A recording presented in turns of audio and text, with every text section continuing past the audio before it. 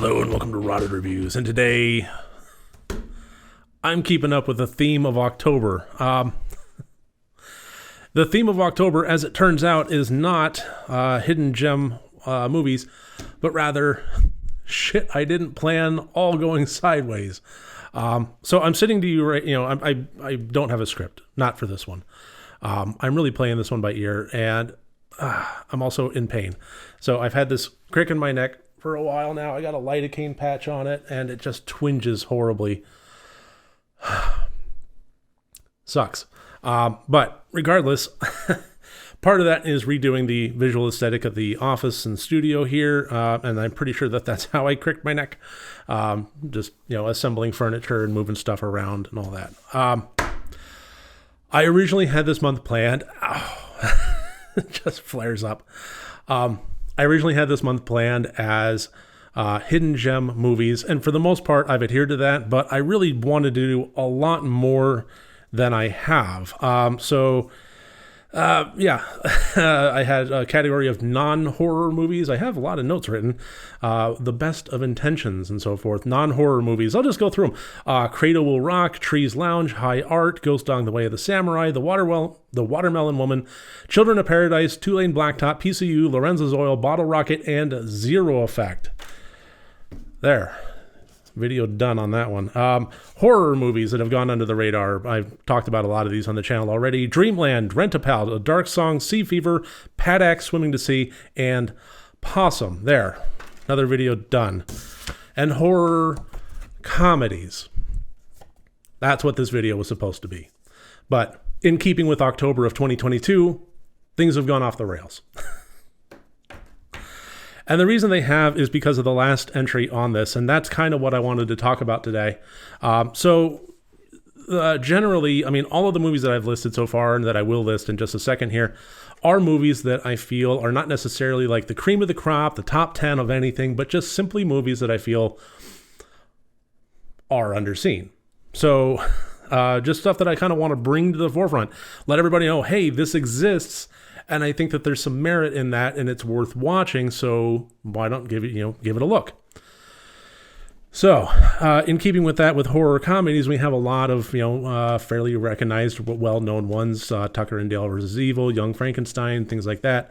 And so, as far as finding the hidden gems, that's something that I've kind of just accrued in my time doing the YouTube channel. So I have Lobos de Arga, which is Game of Werewolves.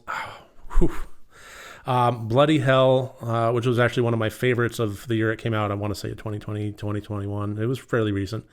The 𝗘𝗾𝘂𝗶𝗽𝗺, which is a documentary based on the 𝗘𝗾𝘂𝗶 podcast that was really, really good.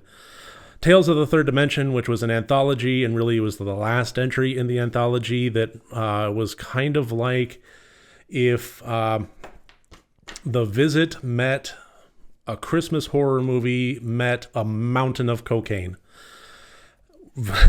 I really recommend checking out the last entry of Tales of the Third Dimension. Bloodsucking Pharaohs in Pittsburgh, A Cadaver Christmas, A Ghost Waits, and Topper Returns. The 1941 Topper Returns, the sequel to Topper. I believe that was the movie starring Cary Grant, and the sequel, Topper Returns, has absolutely nothing to do with it, except bringing back the titular character of Topper, played by Roland Young. This is going to be a fun video to try and get through with all this wincing. My apologies for that. So here's the deal. Topper Returns is a movie that I have enjoyed ever since I was a little kid. It's something that my dad showed to me. It's something that entered into the public domain. So it was one of those, you found it in every VHS bulk rate bin in various quality copies, at any supermarket. So it was one that we picked up, and it was one of those VHS tapes that I just kind of, continually ran through. So this is one that I've wanted to talk about for a long time. It keeps entering into the forefront of my brain to talk about on the channel, and every time it does, I don't do it.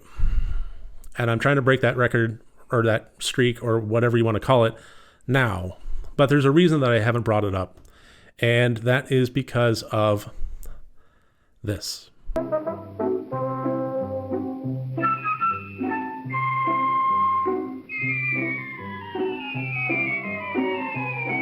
Pardon me, boss, but could I get confidential for a moment? Well, what is it? Do I look as pale as I feel? What's the matter with you? I don't know, but there's somebody here I can't account for. The character of Topper's chauffeur, played by Eddie Rochester Anderson. Now, the premise of this movie is basically a young woman and her friend go to visit their uncle at the mansion, and a murder happens in which the friend is killed, and her ghost inhabits the mansion now. So she's basically wandering around and enlists the help of the neighbor of Topper to come over and try and investigate how she died, who killed her, and so forth. Very classic kind of whodunit's tale with comedic ghost elements on top of it. And Eddie Rochester Anderson plays Topper's chauffeur. Could I sort of inquire what we're going over to Carrington Place for? To look for a body.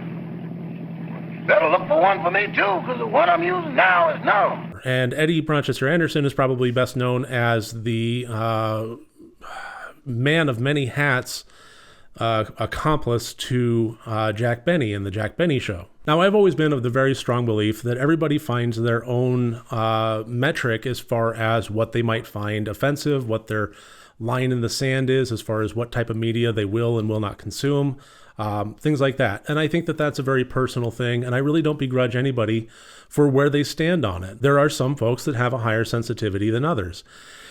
And the fact of the matter is, I'm not going to sit here and try to pretend that Eddie Rochester Anderson, a legacy and groundbreaking Hollywood actor and performer that he was, as well as an absolute powerhouse in breaking down a lot of racial divides, portraying a character that is gravel-voiced, wide-eyed, fur coat wearing with a massive yellow streak, the cowardice comedic element of Topper Returns, isn't going to be seen as problematic for some folks. It absolutely is.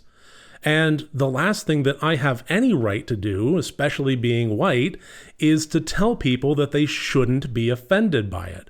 That's not what I'm here to do. That's not what... There's no fucking way that I would even try to attempt that.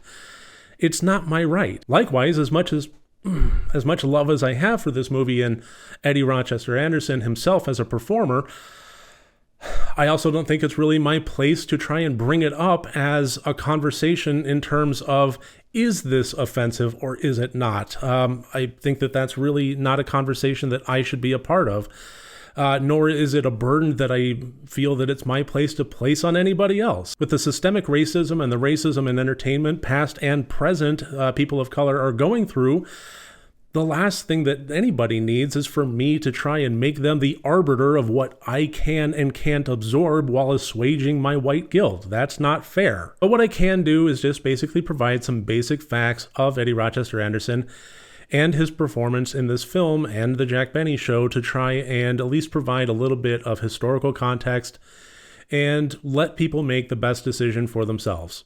So Anderson was born September 18th, 1905 in Oakland, California. He was born into a show business family, and his father was a minstrel performer, while his mother was a circus tightrope walker. He got his very famous gravelly, deep foghorn voice while he was selling newspapers as a young boy. He basically just threw it out and had his distinctive style ever since. He started out doing kind of theater, nightclub, vaudeville, and radio work, and then he eventually started showing up in movies, Three Men on a Horse in 1935, Showboat in 1936, and then in 1937 he officially appeared in the Jack Benny program. Things started out fairly, product of their times, but then they started kind of bucking the trend and over time developing more of equal partnership between Jack Benny and Eddie Rochester Anderson's character and performance. As the show went on, they really did step away from a lot of racial stereotypes, and it basically allowed Rochester to become a character in his own right, with his own personality, his own tastes, away from stereotypes, and wound up becoming a very beloved character all across the country. Unfortunately, people did enjoy his character much more than they enjoyed him. There were many instances of Jack Benny taking Rochester out on the road with him for tours and USO shows, things like that. And then sometimes he wouldn't. So at one particular, there was a well-documented instance where Benny was talking about playing at a camp in Abadan, Iran, where he did not take Rochester with him. And that disheartened a lot of the troops. They said, why didn't you bring Rochester with you? And one sergeant in particular said, why, sir, I tell you, I'd walk 10 miles to see that Rochester. And then Benny asked that sergeant if he would ever sit at the same table as Eddie Anderson. And the sergeant's expression grew nasty, Benny recalled. And the sergeant explained, well, sir, I come from a part of the country where we don't sit down with them folks, I'll just say. And Benny responded, I thought so, young man, and that's why I didn't bring Rochester on this trip. I didn't want him to be embarrassed and humiliated by ignorant folks like you. You say you love Rochester, you'd walk 10 miles to see him perform, but you won't sit down at the same table and drink a glass of Coca-Cola with him. You make me sick. Damn right. And then as civil rights became a bit more of an issue, a lot of folks kind of took a little bit of umbrage in the fact that Eddie Rochester Anderson's character in the Jack Benny Show played so much of an equal to Jack Benny. One of the things I especially loved about Eddie Rochester Anderson's performance in the Jack Benny Show and in Topper Returns is the fact that he was on equal footing. He didn't play into a whole lot of racial stereotypes, and at no point was he ever seen as stupid. He was always low-key the smartest guy in the room, really.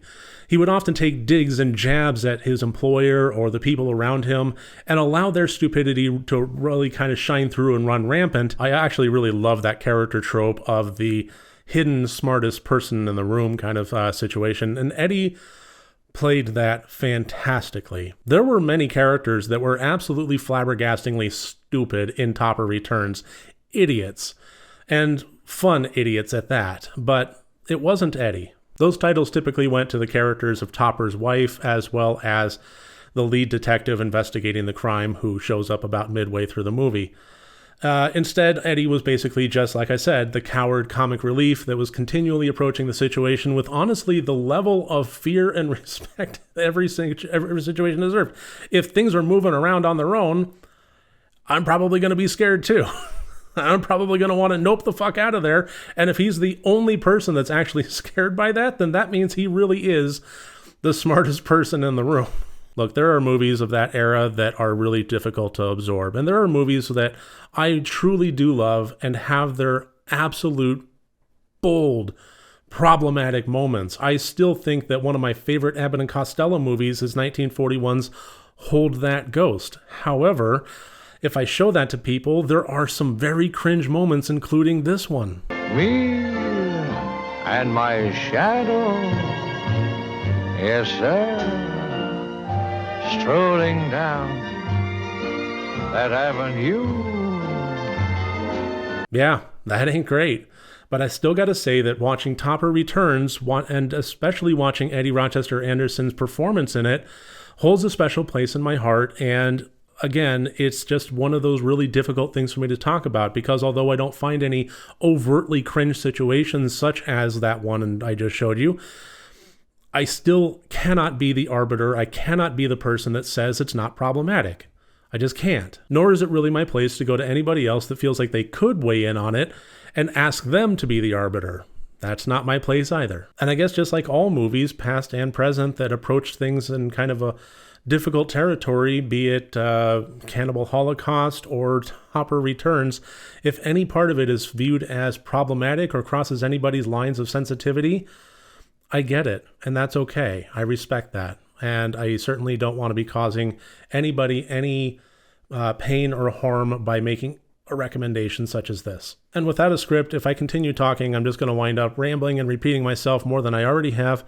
And I don't think that that's good for anybody. So I'm going to go ahead and end this. Thank you for putting up with my wincing and my rubbing my neck. I'm going to go back to my heating pad here. I do have one more video coming out Halloween Day that's going to be a very super special one. I do hope you enjoy it. If you're going to leave comments to this video, which I encourage you to do, please at least try to make them respectful.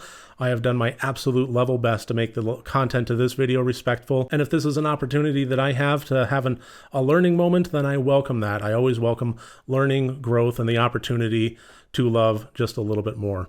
So thank you again. Look forward to seeing you soon. Take care, everybody. Bye-bye.